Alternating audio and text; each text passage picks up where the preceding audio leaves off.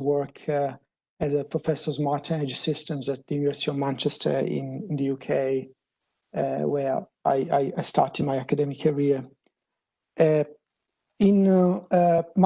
key research interest is techno-economic modeling of energy systems, with particular interest in distributed energy systems. And indeed, this is really the topic of today. And we're going to have 3 exciting presentations effectively discussing about the transformation that is taking place at the edge of the grid, the customer grid interface, really particularly through different types of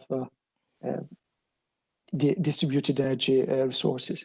So we have 3 distinguished speakers, as I was saying: Joseph Tadich from Tesla, Badia Bartholomew from Sacramento Municipal Utility District, and Steve Boyning from Holy Cross Energy. Now, just to give you a little bit of context about the presentation, the 3 presentations today and the whole session, I thought it would be interesting to give a bit of historical perspective, looking at the fact that in the past, effectively, with a very sort of linear grid, historically, flexibility has been provided from transmission to distribution. Everything was managed by transmission system operator. We have somehow a passive distribution network, relatively inflexible. So all system control effectively was in the end of resources in the transmission system. Now obviously, things are changed significantly. There is a complete transformation with, of course, lots of renewable energy resources popping up in the system, including large scale at the transmission level, which actually are requiring more and more flexibility. And much of this flexibility might actually come from distributed energy resources, again, are being stored literally at the customer premises. Now we start having smart appliances, electric vehicles, of course, solar panels, batteries, and all that. And we'll see about all these technologies from our 3 speakers. So when you start looking at that, in fact, there are new ways of thinking of aggregating these devices by also new actors in the system, like distribution system operators, managing somehow local balancings and network constraints inside the distribution network. And eventually, all these distributed energy systems I was mentioning earlier will be able somehow to provide themselves flexibility to the rest of the system, including in part the transmission system. So this is really the fundamental transformation that we are seeing, particularly with the concept of virtual power plants, but also other aggregation concepts such as microgrids and all that. Just to give you an example, some activities are going on at the University of Melbourne. We've been thinking of, we are planning actually to develop a new campus for the Faculty of Engineering, Fisherman's Bend, is like an area here in Melbourne. And in the feasibility studies, actually, we developed a model to try to understand the potential operation of the campus as a virtual power plant itself. And what's really interesting to see is, for example, that if you look at this kind of picture here, what I describe is basically the PQ active reactive power capability curves and flexibility opportunities that the campus operating as a virtual power plant could provide. And literally, you see that it's like having a synchronous machine, really like a virtual power plant, whose characteristics change with time, whereas in commercial power plants, these characteristics would be fixed. But conceptually, you can really develop this kind of modeling, and hopefully we'll be able to also install all these devices and actually develop the concept for real. But now, this is just sort of the concepts, the main idea. As I was saying earlier, our 3 speakers now will actually present how this is already being implemented in the real world. Before introducing our first speaker, just a reminder that we'll be using later on at the end of the presentation Slido for the questions. You can just go to slido.com. You will see the links and then enter the relevant code your device or laptop. You can also sort of upvote the questions in case so that we can see which one is most interesting, most relevant. But please just enter the name of the speaker also when you ask the question so that we know exactly to whom the question should be addressed. But now let's go really to the heart of presentations, to the session. And let me introduce the first speaker, who is Joseph Tadic. Joseph is a chartered professional engineer and fellow of the Electoral College of the Institute of Engineers Australia. He began his career as an engineer officer in the Royal Australian Navy, and after peacekeeping activities in Iraq, he dedicated his career to sustainable energy. With 15 years of experience in the renewable energy industry, he joined Tesla in 2015 to lead the APEC engineering team for residential utility-scale storage and EV charging infrastructure.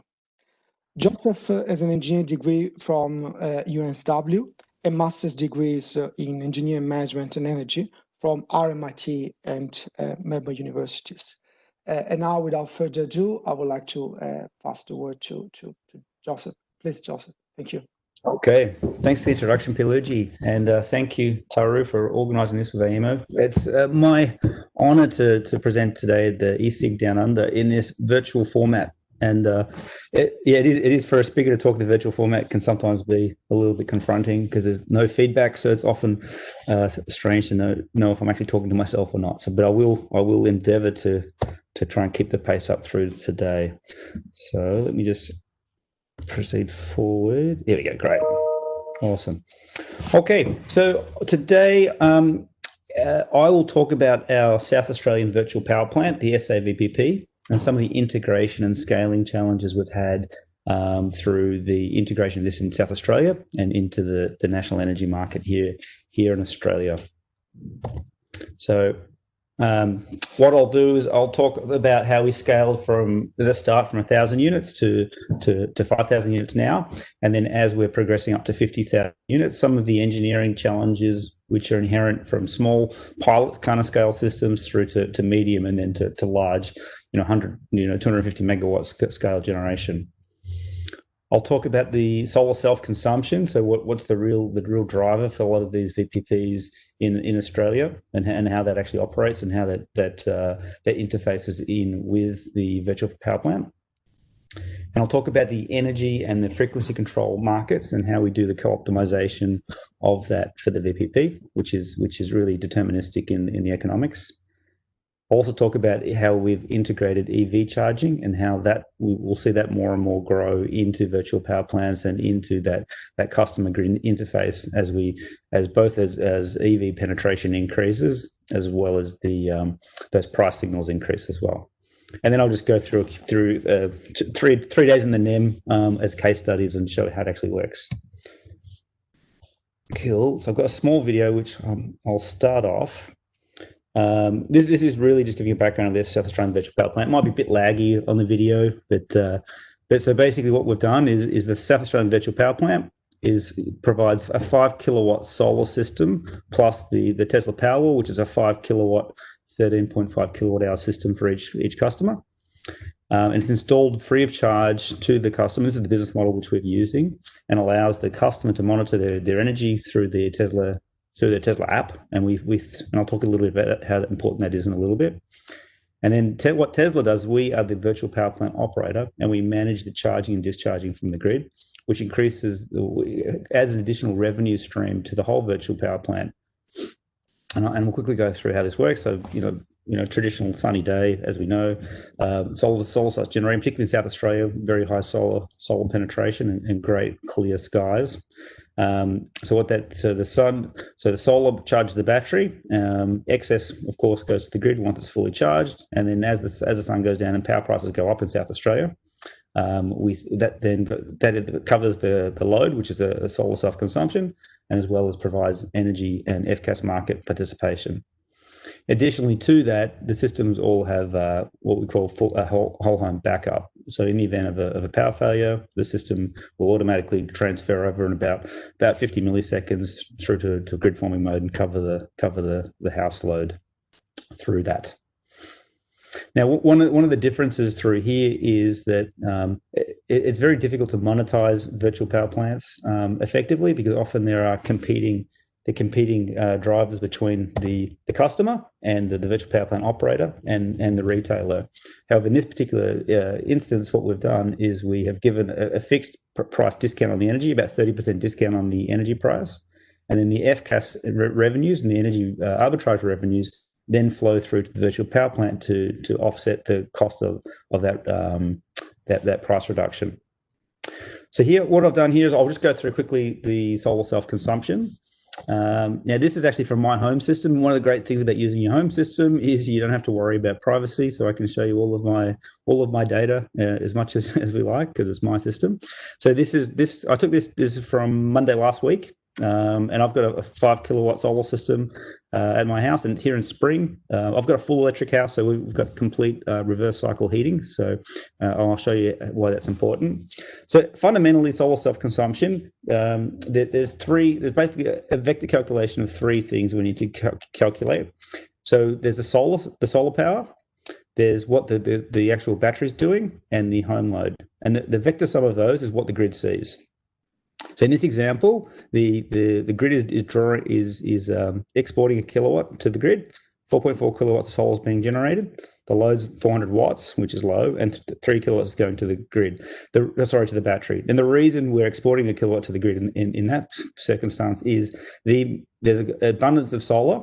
So the most efficient power for the battery to charge is around 3 kilowatts. So there's no point charging at full power all day.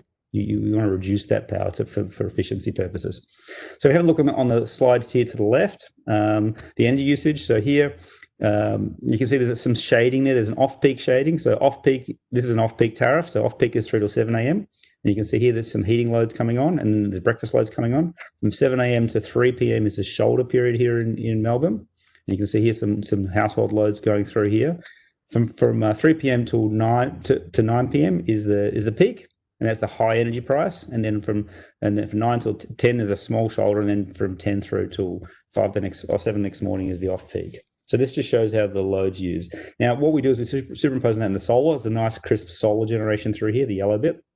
The green is the battery. So that you can see the battery is discharging here in the morning loads before solar kicks up on the shoulder price to cover those house loads. Then we're charging through the solar. There's too much solar, so the battery's full, and then we then discharge back through to cover that peak through here. The result of that, what the grid actually says at the right-hand slide, is the important one. So you can see we're taking a little bit of power during the off-peak.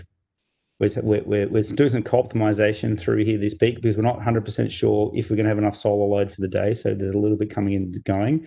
Then we start discharging to the grid. Well, discharging to the grid is actually the solar being exported to the grid. And then once the expensive power part in, so peak and shoulder, we're completely off grid. All right, so there's zero current flow from the meter. So this is a typical solar self-consumption. Now that is without market participation. So now we're going to put on top of that how we actually participate in the market. So the high-level architecture of the VPP. So we have a cloud-based optimization bidding platform called AutoBidder, and that has an API back through to AEMO for the forward prices on energy and FCAS, as well as providing AEMO data on the state of the VPP. So how much energy we have, how many systems are available, how much power is available. And there's also this interface through here. So that AutoBidder goes through to what we call a control service. So this control service is a cloud tool which then distributes the individual dispatch points to every Powerwall, right?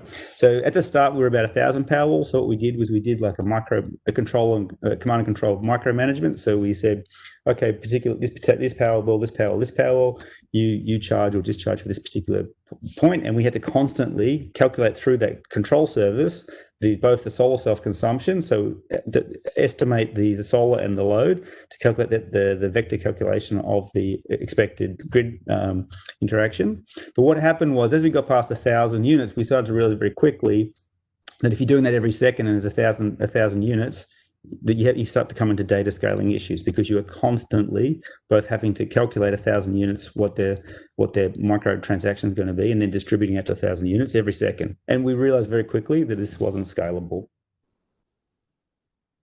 So what we moved through to was we moved through to an aggregated a disaggregated response.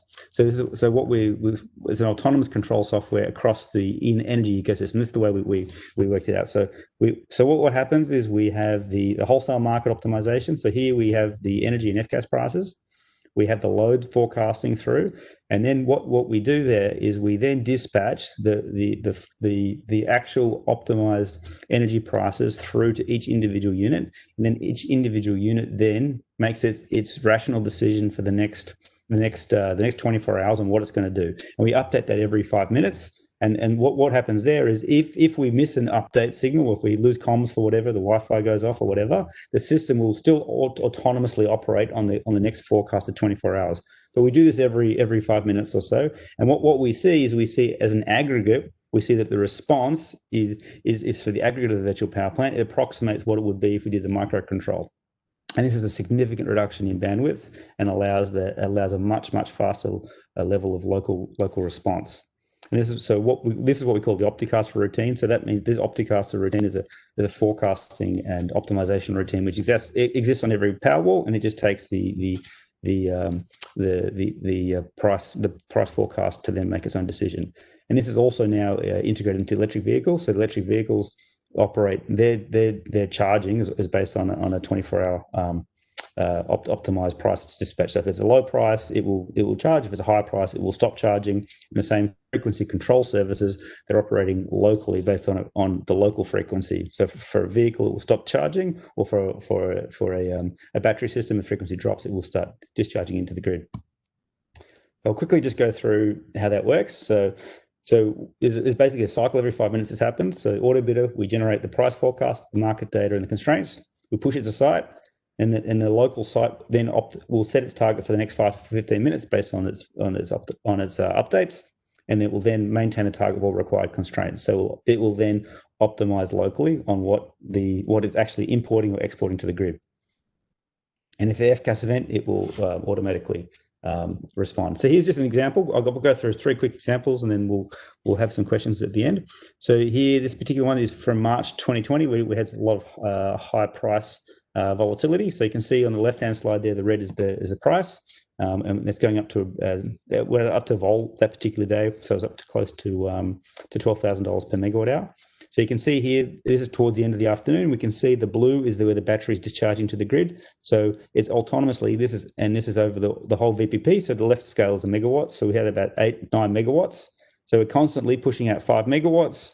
And then it's coming back down through. Then we're saying, okay, power price is still high, 5 megawatts up again, 5 megawatts up again, 5 megawatts up again. And this is discharged to the grid so that the VPP receives that arbitrage energy from the grid. And you can see normal self-consumption operates around that. So on the right-hand side, that is what it would have done without that price forecasting. So this is just a way of showing how a virtual power plant actually operates in the energy market. So it's not all the time. It's only in those certain periods where the prices are high. Frequency control, this is just showing how we operate autonomously. So this was the SA islanding, 31st of Jan, where the South Australia trip during abundant renewables. So there was an exporting across the Hayward interconnector. The frequency went up to we actually measured 51.2 hertz. You can see here that all the batteries went into charge instantly with less than a second, and we hit about 2 megawatts at the time. That was the amount of the batteries that were installed. And you can see as the frequency recovered, the charging dropped off until we got back into the normal operating frequency band. And again, last one. This was a Queensland generator trip in just last year in October. One of the large thermal stations tripped off in the high heat, and the frequency dropped quite considerably. We can drop down to about 49.6 hertz, which is the yellow, and the blue is our automatic response to that. So we automatically discharged up, and we are governing around frequency. So you can see the power there. That drip response is based. You can see how quickly and how accurately that follows it through until we return back to the normal operating frequency band. And then where it's D, you can see through here, it did drop again back through, and there's some other reasons for that. But it just shows how quickly and how accurately that frequency control service is provided. So at the moment, we're registered for 10 megawatts of FCAS contingency in the NEM, and we operate that 24/7 through the virtual power plant. Cool. So in conclusion, first thing, just remember the customer does own and operate the system, and they need to get benefit from the virtual power plants as well. Scaling from pilot to 10 megawatts requires rethinking, and particularly the bandwidth of the data. The autonomous aggregation for energy and FCAS markets we see is the way forward as we're scaling to 50,000 units plus. And that price signals, autonomous response to price signals, we think are a lot more effective than centralized command and control. And that EV charging co-optimization is starting to ramp up, and we're going to see that becoming more and more important for virtual power plants as we go into the future. All right. So thanks for everybody's time, and I'll hand back to you, Pierluigi. Thank you. Thank you, Joseph. That was great. And now let's move on with our second distinguished speaker, who is Obadiah Bartholomew. He is a manager of distributed energy strategy at the Sacramento Municipal Utility District. His team is responsible for developing enterprise strategy for addressing the transition to a more distributed energy future. Key areas include working with traditional utility planning departments to modify their processes to incorporate the adoption, as well as developing new business models for the utility to participate in delivering new energy services. He has worked at SMUD for 18 years, including much of that in R&D relating to climate change, solar PV, and emerging energy efficiency technologies. Obadiah is Vice President of the Energy System Integration Group, chairs the E6DR working group, and is a registered professional engineer in the state of California. He has a bachelor's degree in mechanical engineering from California Polytechnic State University and a master's in transportation technology and policy from University of California. Please, Obadiah, the floor is yours. Thank you. Thank you very much, Pierluigi, and thanks also to Teru for organizing the session. I'm looking to see if I'm going to have control, or should I ask you to advance, Teru?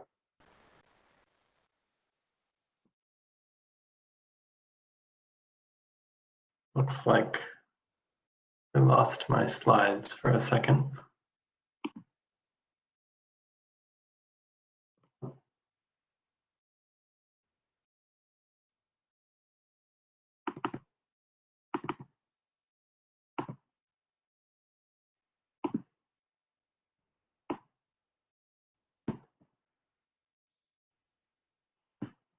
Teru, I'm still just seeing the empowered AMO desktop background.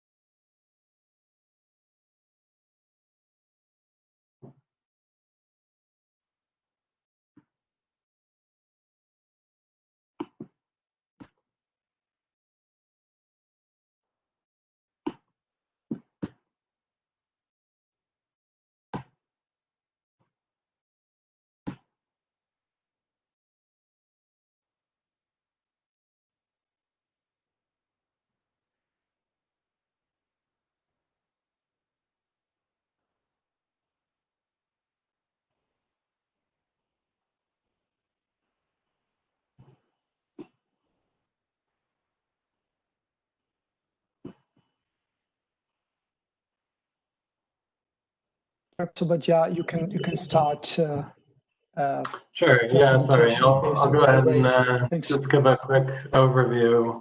So thank you again for inviting me to speak. I was really hopeful to be able to come down to Australia. This would have been my first visit there to learn about all the amazing things happening there, but I guess I'll have to wait for a future visit. I wanted to start by just giving a little bit of background on SMUD. We are the 5th largest California utility, serving about 1.5 million customers in the capital region. We're a publicly owned utility, so we've got a 7-member board that governs us. We're not covered by the Public Utilities Commission that oversees the investor-owned utilities. And we're about a 3,300 megawatt system spread across about 2,500 square kilometers. In 2019, our board adopted an ambitious net zero carbon goal for the utility as part of our integrated resource plan.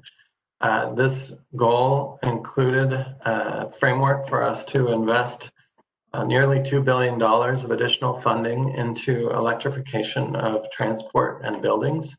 This was really a significant step for us. This was an approach for us to leverage that resource plan and carbon reduction strategy to really help fund these key areas that are really crucial contributors to local air emissions as well as carbon emissions. And the goal had us aiming to tackle about 70 to 80% of the emissions in the building and transport sectors using that $2 billion investment. That to us looks like scaling from about 10,000 EVs currently on the road to nearly 900,000, and from about 1,000 building electrification conversions per year to essentially electrifying almost all of the residential buildings in our service territory, which are about 400,000 single-family homes. This is significant because currently about 80% of heating and water heating is done by natural gas in our region. The other challenge that we're faced with as we look at these aggressive goals is being able to make sure that those who can least afford to are not only not left behind, but are actually prioritized in this transition. We're spending a significant amount of time and effort working on how our lower income customers can experience the benefits of electrification from a energy price and air quality benefit.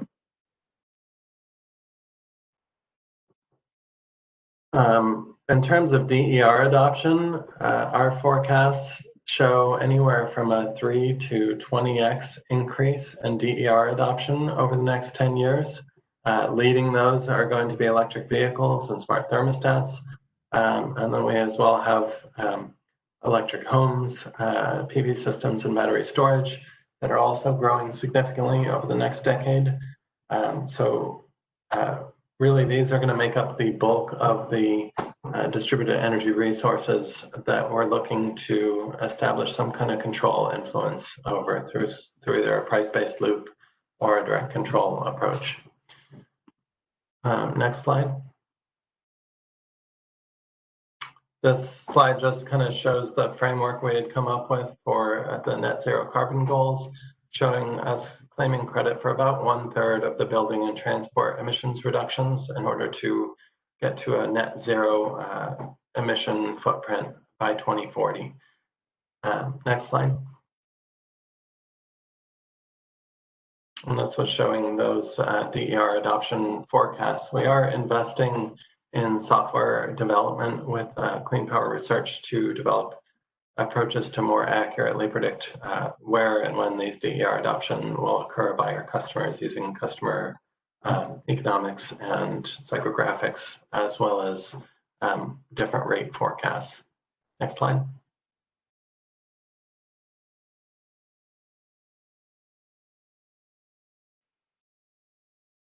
Can you advance to the next slide, Taru? Well, I'll go ahead and give the lead in.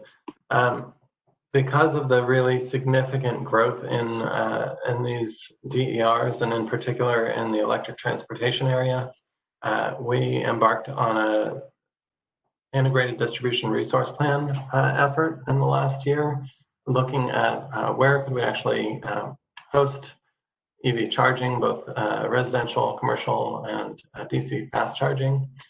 We looked at spatial adoption of DERs and did distribution load flow analysis and compared conventional upgrades to our system with options that leverage DERs for load flexibility to avoid upgrades. And this work was supported by DNV, GL, and Energia. Next slide. What we found with that analysis was a significant opportunity for DERs to reduce our system upgrade costs. Between 1/4 and 1/3 of the costs associated with building out our system to support electric transportation could be avoided through proactive DER control strategies. And this is estimated in the tens of millions of dollars of value that could be created through proactively engaging our customers and their distributed energy resources. And in particular, the substation area, the distribution substation, was where we saw the most savings opportunity. Next slide.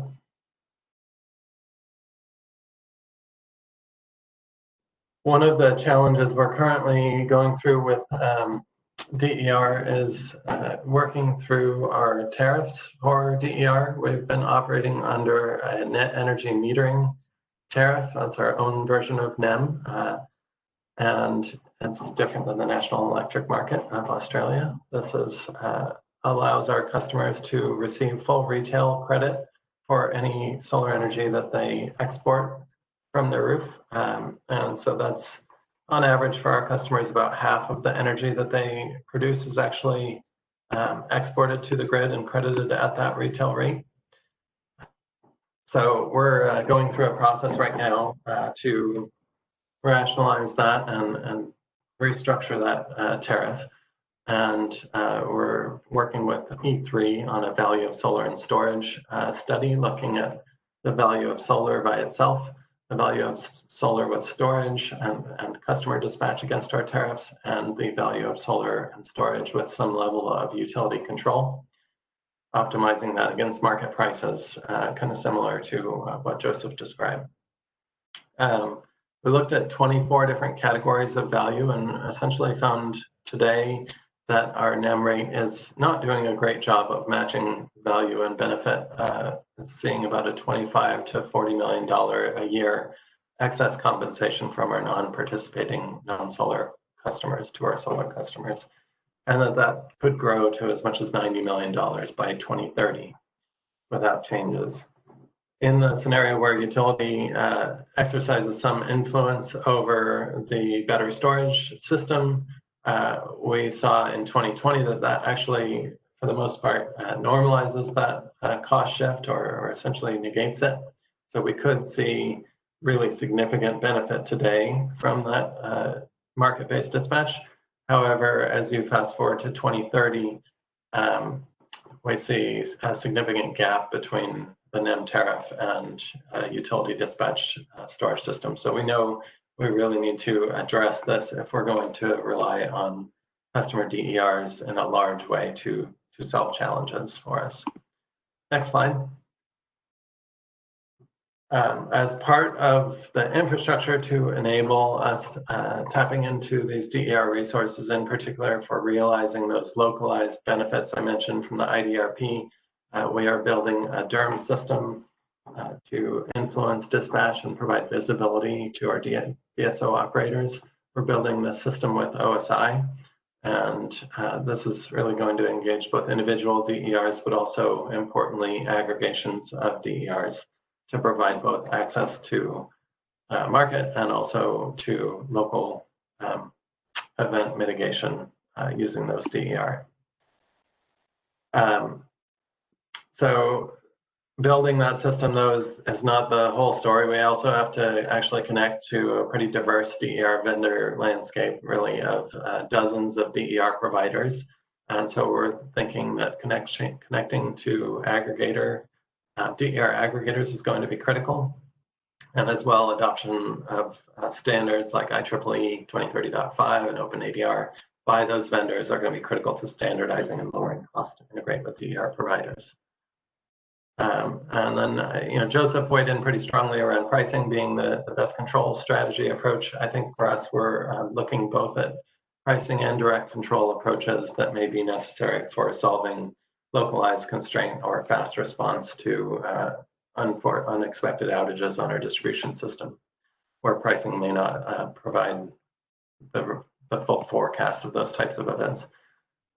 Next slide.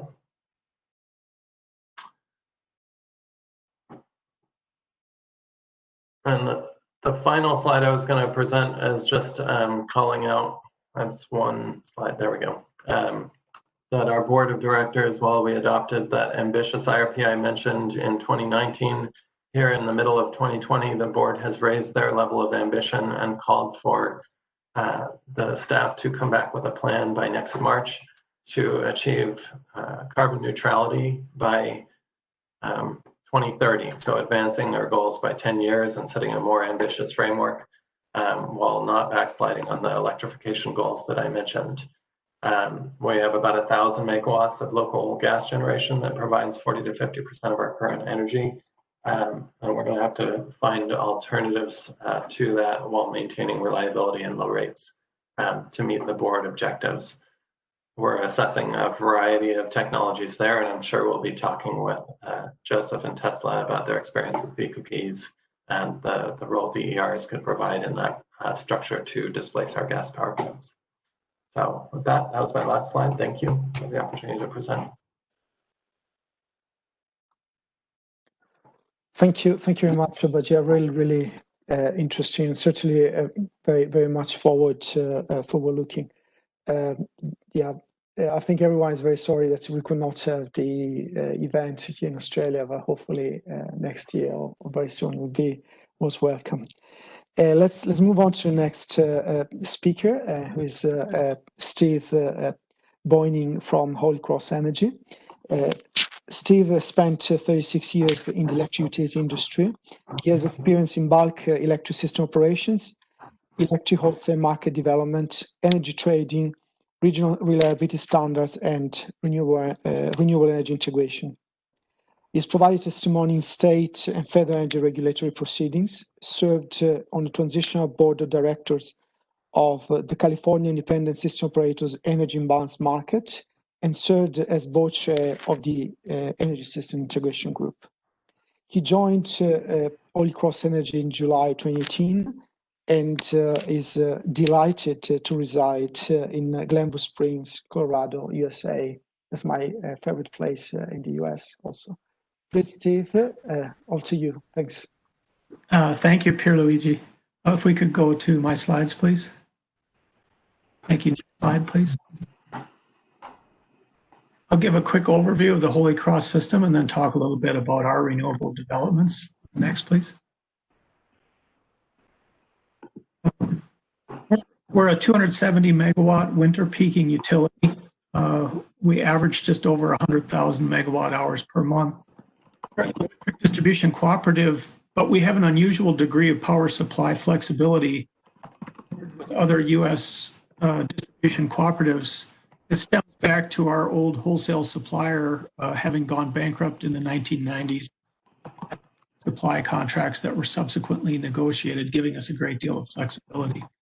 We're regulated just by our board of directors, and that also gives us flexibility compared to the typical utility in terms of our rate design. Next, please.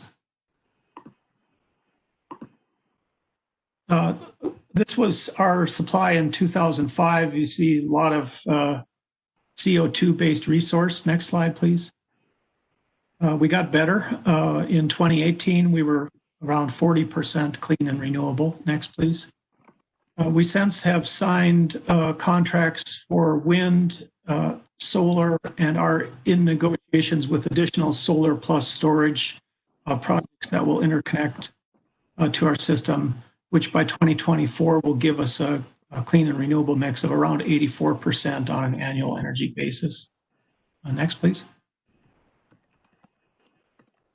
So during this time, our strategy has been gross up the renewable content in our system. And I just thought it'd be interesting to talk about the split between bulk system renewables and distributed system renewables. And there's pros and cons to developing resources at each of those levels. Right now, on a raw economic basis in our part of the world, the bulk system resources tend to have more favorable price attributes. The local system resources, where we are making our current negotiations for additional supply, have also advantages in terms of resilience and distribution level integration that avoid bulk system congestion costs and delivery risks. So if you ask me my opinion on what the split is going to be in the long run, I'd say it's probably going to be 80-20 bulk and distributed. And that might help if you're thinking about scoping, scaling in the future split. Of course, it's just my opinion. Next slide, please.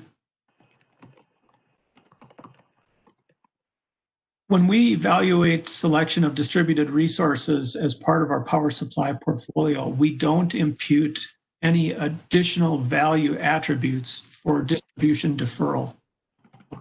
We have objective criteria that we could apply uniformly in order to give a close-up or a benefit to a distributed resource in that way. That's what we're seeing just on the economics of distributed resource offers. Right now in the market in Colorado, they're competitive enough with bulk system developments that our next roughly 90 megawatts of supply that we add on our system will be distributed renewable resources, most of them also including storage in their installations. So this question of how much additional do you need to give around distribution deferral in order to see the resources develop might become a moot point when you're at 85, 90% annual renewable energy already. Maybe it means you don't need an additional incentive to those resources to scale them. And there will be other factors in the valuation of those devices that cause the local versus bulk system selection criteria. Next, please.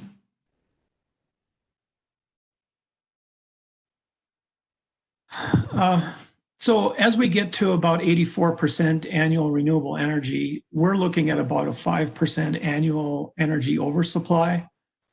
And in that scenario, our system load balancing requirements and our need for flexible load increases to the point where it's time for demand-oriented programs to step in and help us optimize the supply portfolio. So things like our residential battery storage programs, which we are not able to give free, like Joseph characterized in Australia, unfortunately. But for us, it appears like with the the programs we're piloting right now in this area, with Tesla, by the way, we think for a slight premium each month, our residential electric customers will have the benefits of resilience with an on-site power wall that for that small monthly fee will pay off over 10 years.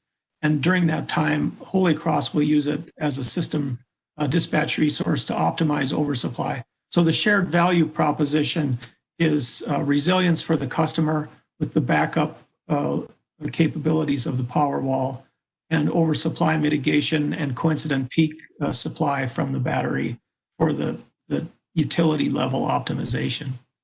We also have an interface for EV optimization.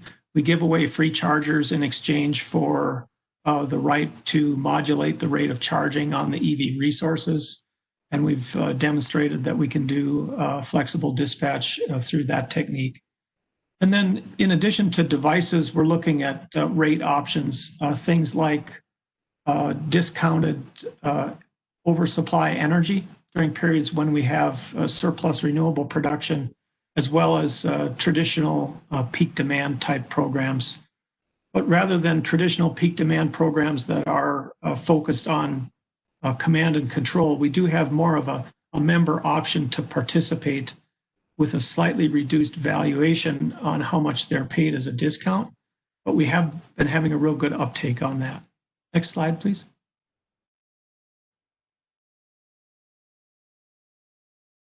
I won't have time to go through all of these, but I believe you'll have an option to look at the slides individually. It's just kind of a list of what we're doing on the device side of things and on the rate-oriented side of things in terms of managing our system load to increase our flexibility as we have increasing renewables with all of their inherent variability as part of our supply portfolio. Next slide, please.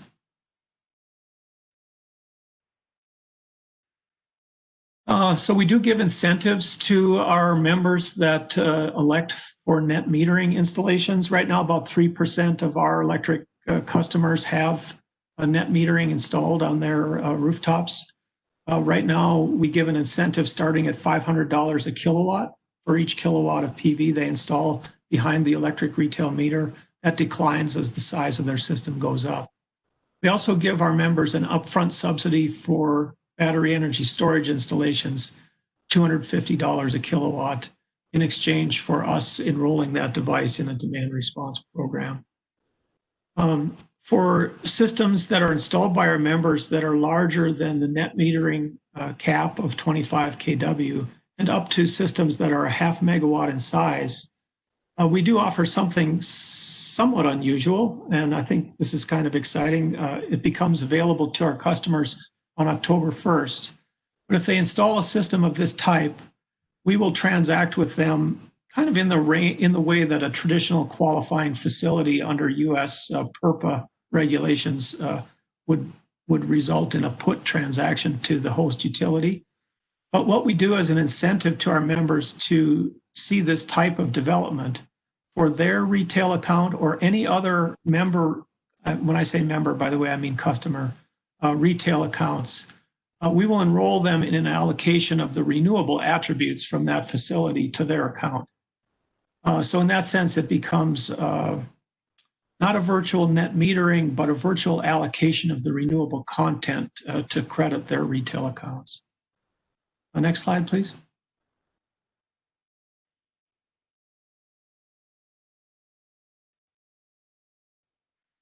So to accomplish this, we have to signal and we have to know where we're at in terms of the status of things. You know, historically, distribution utilities have had fairly limited SCADA monitoring and control, and very little in terms of resource scheduling or wholesale market optimization. So we're expanding our capabilities in this area. We're working with a really new and forward-looking signaling and dashboard software vendor named Camus Energy out of California that will give us a situational awareness dashboard. I characterize it kind of as a new automatic generation control scheduling desk capability. But one of their strengths is developing signaling interfaces through APIs to these distributed devices and then rolling up that optimization to a wholesale portfolio level. Next slide, please. So one of the things we're going to have to do to optimize our portfolio is increase our emphasis on forecasting and scheduling. We need to know precisely what our load and net load obligations will be, and also what our wind and solar resource output will be. We are currently making use in our operations of in-house developed forecasting capabilities for that. We see us expanding that as inputs into the regional wholesale supply optimization. And then also those same forecasts provide signals for our retail side program activations, sorry, both at the device level and rate level programs. Next slide, please. This is just a schematic showing both in gray the SCADA type interfaces, and then in orange and green the portfolio optimization type structures, similar to what Pierluigi showed at the start of the seminar. Next slide, please. Longer term, if you're in this transition like we are, you might want to take some of our advice on rate design concerns. You might want to reduce the component of fixed cost recovery that's in your variable rates. It's already somewhat of a political issue. Those who have made an investment in net metering infrastructure don't want to see the fixed cost on their retail bill go up because their net metering capability only offsets the variable charges. And so they end up resisting your attempt to have a more rational alignment of fixed and variable costs in the retail rates that your customers pay. Also, developers want to resist that because they sell more net metering systems when the utility recovers more of their fixed costs in the variable rate component. We've had good response on our program development, but one thing to keep in mind as you're projecting the appetite of your programs is that there is a cap on the market. You don't have an unlimited upside to solar, wind, or storage because of saturation impacts on wind and solar, both due to oversupply, and on storage because once you have enough storage to offset your oversupply, there's relatively zero market beyond that. So it's not a permanent upside thing. There is a possibility of a boom bust cycle in some of these going forward. Next slide, please. Oh, I guess that's it. Okay, thanks. Appreciate your attention today. Look forward to the questions. Thank you, Steve. That was great. Yeah, as you can see now on the screen, it's question time, and yeah, we should move to Slido somehow. There are plenty of questions on Slido. Again, we're checking during the presentations. Several questions actually to Joseph. So perhaps actually, Joseph, we can start trying to answer some of these questions. The first one, very much on top, is about FCAS verification. So how does Tesla manage FCAS frequency control and serious services verification to IEMO without high-spec meters? And then what are the FCAS markets that you participate in? Okay, yeah, good question. So I'll answer the second part, and that will lead into the first part. So in terms of the FCAS registration, we're registered in the FCAS contingency markets, the fast, slow, and delayed, raise, and lower, so the R6, 60, and 5. So those 6 markets, but not the FCAS regulation market. And the reason for that's more a technical one, that the FCAS regulation, you need to follow the AGC signal from AEMO, and there's no real technical way to follow a 4-second AGC signal at the moment for regulation. And the way we verify for contingency, so like all FCAS generators in the NEM, the response to contingency events has to be super fast because it's responding to a contingency. It's under a couple hundred milliseconds. So the way we do that is we provide the aggregated 1-second data from the actual systems and during an actual event. And we provide as part of the qualification, we provide the bench level high speed data on an individual system's response. And so the theory is that by demonstrating through qualification that there is a high speed response and then seeing the aggregated response, we can interpolate that the systems to get to the aggregated response have to respond through the high speed frequency watt response, which happens at the inverter level at the couple of cycle level, 40 millisecond response time sort of thing. Yeah, so that's how we do that for that. But I think there's good potential to get into the regulation markets, particularly in the future. That's something we're working on. I think Dan Sturrock from Arena has asked that too. So. Okay, thank you, Joseph. And maybe just to follow up, because we discussed then energy FCAS, and then next step probably networks and network constraints. So you can see the question that effectively, how would you allow for respond to DNSP requirements? You may want to sell to grid, but at the same time, DNSPs may want the batteries to charge. And in case there's also the issue of local network constraints. So how are you dealing or planning to deal with that? Yeah. That's a really good question, and I think a good example of that is in South Australia now. With so SAPN have released what they call the solar sponge tariff, which means there's a very, very low DNSP charge, or the use charge, as our American colleagues would call it, for energy brought in during the peak solar period, which is I think from memory 10 a.m. to 4 p.m. I could be wrong there, but it's in the peak solar period. So the way we utilize that is when we do our co-optimization of what the battery is going to do. So we have the energy price, but we also have the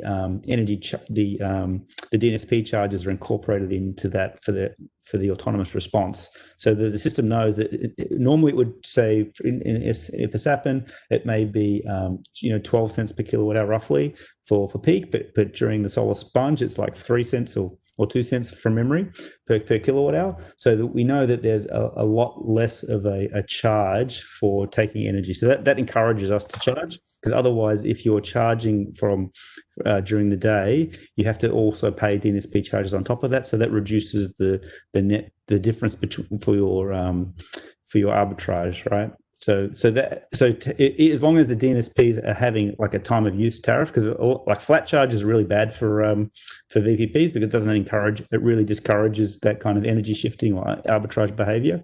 But having a solar tariff, a solar sponge tariff, that Sapin has is I think a very progressive move for the industry. Okay, great. That's very comprehensive. Thanks, Joseph. Maybe just to allow also some other questions to our speakers. Maybe we can have one for Obadia. How do you think that DR owners will react to the feed-in tariffs that are currently subsidized being slashed? And what do you think will happen in that case? Just moving forward to the future.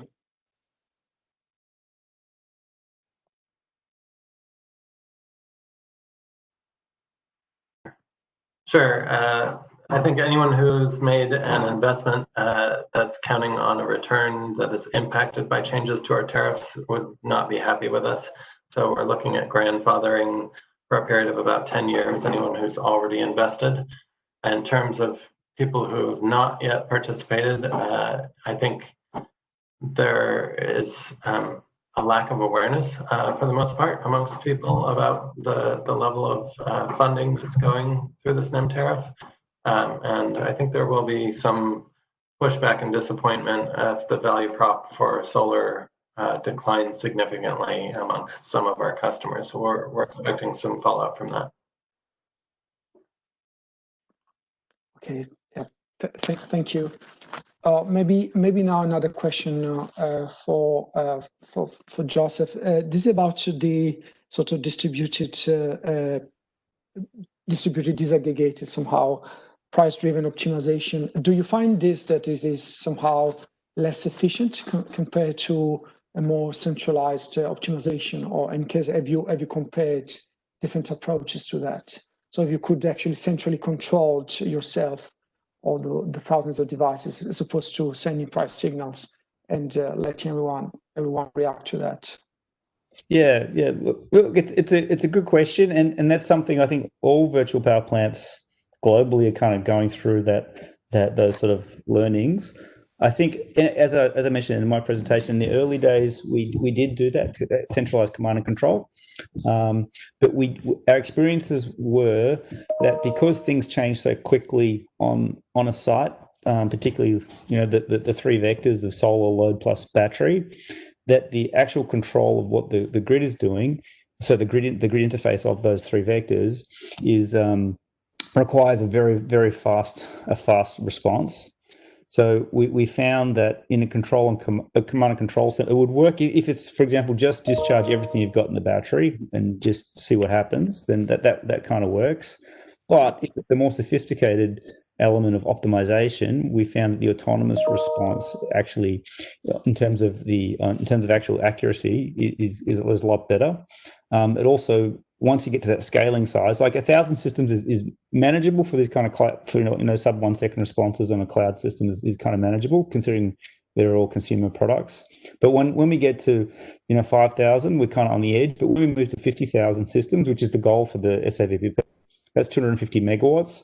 We just found that centralized command and control just really didn't work on infrastructure level as well as an accuracy level. So that was our learnings from the project. Thank you. This is also really interesting to see what one could think theoretically, and then actually the actual implementation, the implementation of the actual implementation. That's great. A sort of similar questions now for Steve, actually, about electric vehicles, and how happy are sort of EV customers to accept that the EV charging somehow modulated. And of course, now they're getting sort of free charging exchange, but how do you see that this is working? Thank you.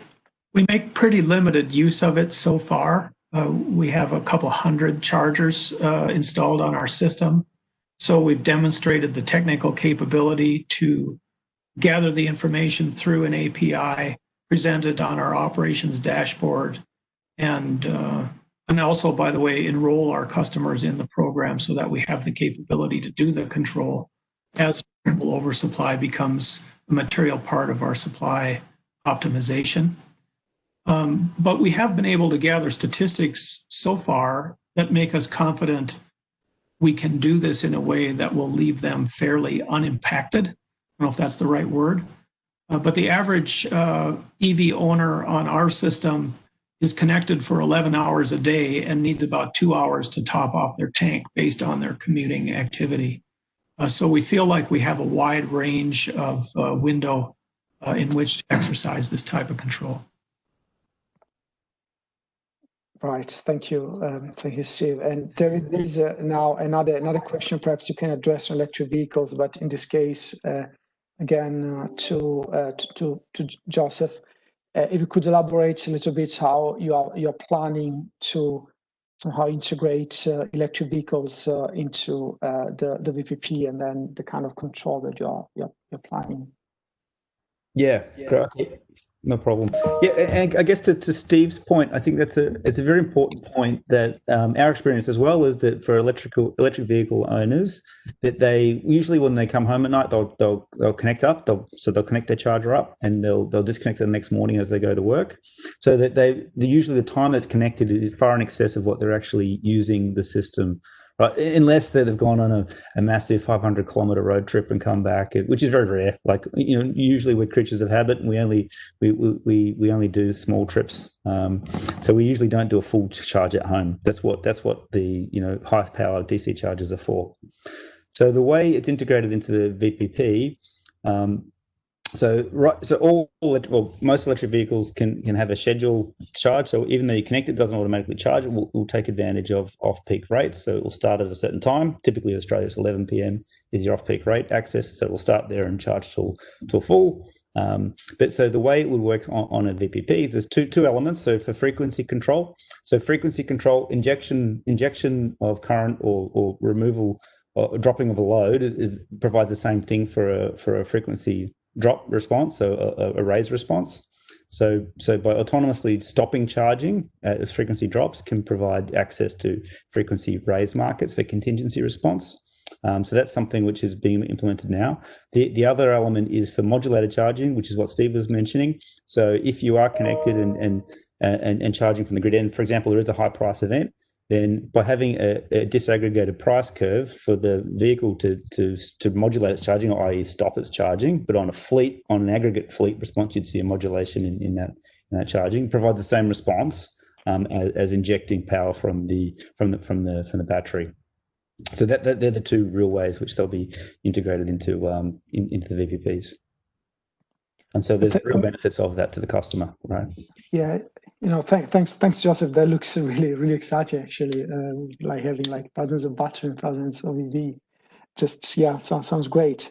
I think there is a question probably maybe for everyone. It's more general. It's got to do with the interaction between DER and again the distribution network, but in this case looking at sort of the distribution network perspective, and with more and more DER, obviously the volumes of energy flowing in the network are changing. So how do we see actually the pricing, perhaps the distribution network going forward? Maybe not going for volumetric rates, and in general, how do you see the economics of the distribution network against the economics of DER? And I don't know if you have some specific experience, perhaps in California or in Colorado, over there, Steve.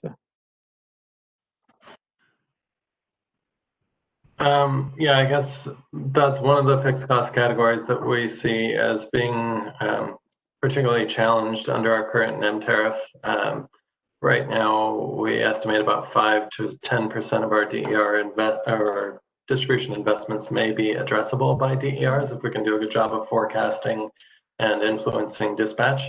But that's still a huge amount of the distribution system that we need to pay for just to connect these new communities and new commercial developments up, that is expected to be returned through revenue. So we're expecting to see some further unbundling of the tariffs, though I would expect we'd continue to see a high price signal during peak periods to signal, in particular to EV owners, to try to avoid those periods. Thank you. And Steve, perspectives from Colorado or from other projects? Yeah, I'm not certain of the question on this one. Could you reiterate that, please? Yeah, so it's like with at the moment, effectively much of distribution networks being repaid by sort of volumetric charging. Look at the energy that flows in distribution network, and obviously with more and more DR, the energy flow will decrease. So do we need to look for new pricing strategies, and is there something like this already happening, for example? Yeah. Okay. Thank you for helping me on that. Yeah. Yes, I think there's a lot of experiments that can be done along these lines. We've heard of other utilities that have done a monthly fixed charge and use all you want, for example, the residential class customers. Lot to come on that. Probably not a lot of time to just speculate on it, but that whole issue of fixed cost recovery and the lack of revenue adequacy in the future as a risk to the business is real and is something that we're focused on at our utility as well. Yeah, no, thanks. And in fact, there is this would be an issue a little bit everywhere.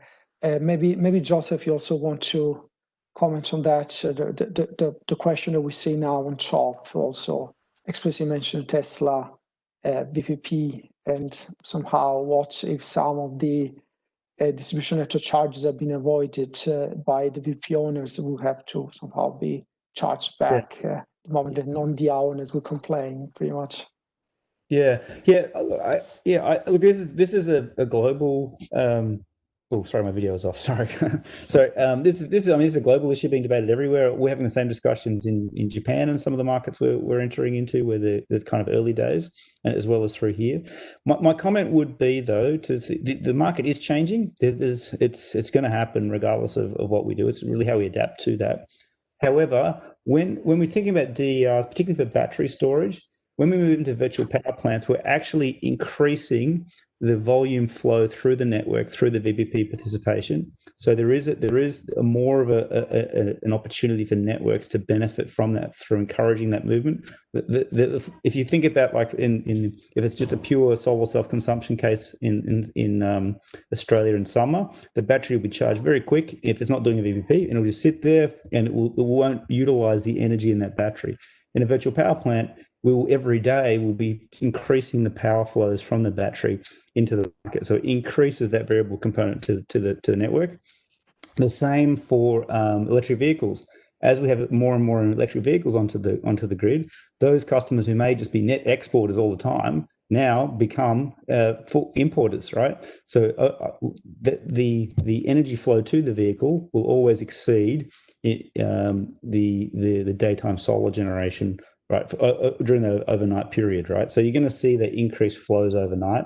We're still going to have a chance to recover those variable charges. So I think it's a good opportunity for networks to benefit from getting on the variable component. And I think having a variable component is a very strong market incentive too, rather than having just purely fixed components through. So it encourages the market to move. Thank you. Thank you, Joseph. Yeah, again, will be lots of changes. Yeah, perhaps the very last questions. I see that it's getting close to already 10-15 minutes over. Maybe the very last question is, there is one for Steve, just to stay around sort of pricing. This is about net metering. Obviously, with more and more DR, net metering may become sort of challenging or perhaps not ideal. At Holy Cross, do you have anything in mind, perhaps to replace or modify net metering? Yeah, sure. Thanks for that question. Like I mentioned, there is a cost shift between our members that don't net meter to those who net meter, like Obadiah pointed out, because of the fixed cost component that's avoided by the net meter customers. On our system, if I remember correctly, and that's always risky for me, but I think it's around $80 per kilowatt per year of net meter cost shift onto the non-net meter customers. And so one of the things we've done when we were starting on our transition to high renewables, we were very aggressive and supportive of net metering installations because that was renewable and that was a value that our board promoted. And so we offered in those early days incentives on net metering systems up to 0.5 megawatt in size, even though the state statutes in Colorado that provide for net metering only impose an obligation on utilities at the maximum level of 25 kW. So we voluntarily offered subsidies well in excess of the obligations that the state statutes imposed on regulated utilities. But what we've done since then is we've converted our net metering support back down to the 25 kW level because we're starting to see the economics of these distributed resources be substantially below the full variable cost component in our rates. And what we'll do in exchange for the systems between the 25 kW statutory cap and the 0.5 megawatt size going forward is kind of a friends and family thing. If you want the renewable content from a facility of that size, we'll pay you for the energy, but more at an avoided cost rate. But we will allocate the renewable content to you or your friends or neighbors or anybody that you want to have give you help in the installation of that array as a way to recognize the renewable content contribution that you're making going forward. So we are still trying to support the renewable distributed devices that are brought to us by our members, but not in the context of net metering where there's a cost shift on to our less fortunate members who can't afford to install net meter. Thank you, Stu. This is again super interesting. And with this, I would like to sort of wrap up the session. It's been tremendous. Really, thanks a lot to Joseph, Obadiah, and Steve for sharing all the exciting projects and activities, literally from around the world. We've been touching upon different technical challenges from network constraints to scalability of control when we try to really go for thousands of these devices. But also we touched on very serious economic challenges for both DR and later on for the system we will face, network pricing, talk about net metering and all that. So there's certainly a lot still to do. And in this regards, I would like to remind everyone that there will be a breakout session on Thursday that actually will talk about managing high penetration of distributed energy resources. So I think it will be perfect follow-up of the session. So thanks again, everyone, and I very much hope to see you all in person very soon. Thank you. Thank you. Thanks, Pierluigi, and thanks, Tori, for organizing. Thanks. Thanks, Sharon. Sorry again for the technical. Yeah, no problem. Thanks again. All right. Cheers. Bye.